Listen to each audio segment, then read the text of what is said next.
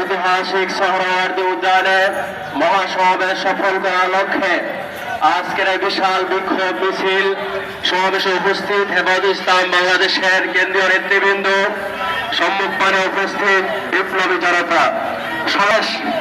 আজকের এই দেশ থেকে বাংলাদেশের অন্তর্বর্তীকালীন সরকারের প্রধান উপদেষ্টা ডক্টর ইউনূস সাহেবকে আমরা ব্যর্থহীন কণ্ঠে বলতে চাই, ডক্টর ইউনূস সাহেব, আপনি একটু ভালো করে হেফাজতের ইতিহাসটা জেনে দেখুন।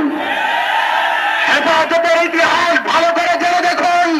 হেফাজতের সাথে তৎকালীন স্বৈরাচার শেখ হাসিনা সরকারের লড়াইটা ছিল আদর্শিক লড়াই। অতএব ঈমানের প্রশ্নে, নীতি আদর্শের প্রশ্নে হেফাজত নেতৃবৃন্দ অতীতের কোন সরকার কোন ক্ষমতার সাথে মাথা নত করে নাই। আপনাদের সামনে হেফাজত মাথা নত করবে না, করবে না। সর্বশেষ বলতে চাই, অল্প সময় থাকতে কেন্দ্রীয় নেতৃবৃন্দর দাবিগুলো মেনে নেন। আগামীকাল হেফাজতের সমাবেশের আগ মুহূর্তে যদি দাবি মেনে নেওয়া না হয়, টাকা অচল করে দেওয়া হবে, অচল করে দেওয়া হবে।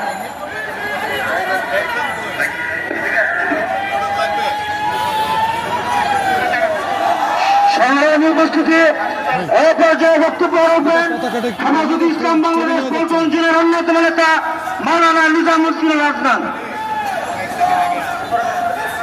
আলহামদুলিল্লাহ, হেফাজতে ইসলাম বাংলাদেশ পল্টন জোন কর্তৃক আয়োজিত আজকের এই সংহতি সমাবেশের সভাপতি, পল্টন জোনের সভাপতি মুফতি সালাউদ্দিন আহমদ, উপস্থিত হেফাজতে ইসলাম বাংলাদেশের কেন্দ্রীয় এবং ঢাকা মহানগর পল্টন জোনের নেতৃবৃন্দ, সামনে উপস্থিত তাওহীদি ইমানদার জনতা, সকলকে জানাই আন্তরিক শুভেচ্ছা অভিনন্দন।